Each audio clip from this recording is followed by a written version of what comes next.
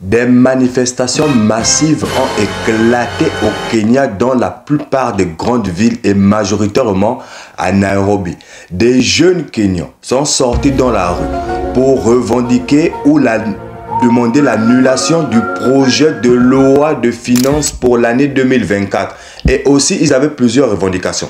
Dans les revendications majeures, il y avait le chômage. L'accès au travail pour les jeunes Kenyans, c'est difficile. C'est totalement difficile. On se demande bien ce que fait le gouvernement kenyan.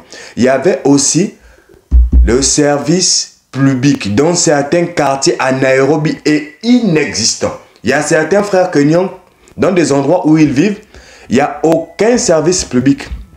Aucun service public existe. Il y a aussi ce qui est totalement catastrophique, mais ça c'est corrélé à la majorité des pays africains, le coût de la vie.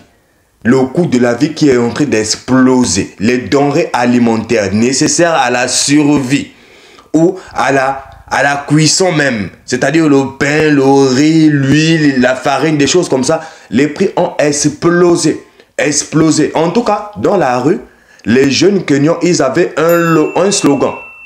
Pendant leur marche, une marche pacifique, ils avaient leur slogan, c'est Ruto must go. Ça veut dire William Ruto doit partir. William Ruto, c'est le président du Kenya. Le président du Kenya qui a soutenu son ami Paul Kagame, qui est le président du Rwanda.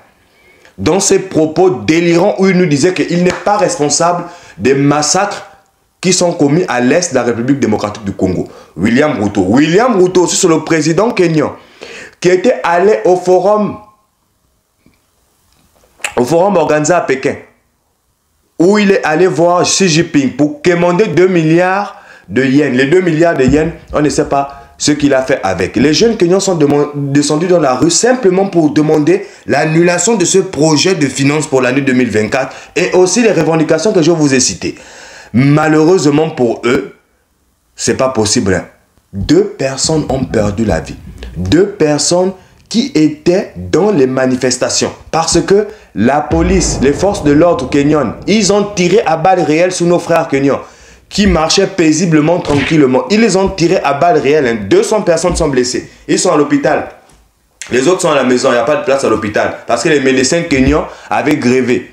Suite au coût de vie, à leur salaire dérisoire, ils avaient grévé. D'autres sont obligés d'aller en Arabie Saoudite pour soigner là-bas ou aller en Europe pour soigner là-bas que de rester au Kenya. Soigner nos frères parce que les conditions de travail et salariales ne suivent pas. En tout cas, aujourd'hui, on va quand même demander à nos frères kenyans de se calmer. Parce que là, la police de William Ruto, ce qu'ils sont en train de faire là, on ne veut pas perdre tous les frères kenyans comme ça. Hein. Mais en tout cas, William Ruto must go. William Ruto doit partir, il doit laisser libre le Kenya.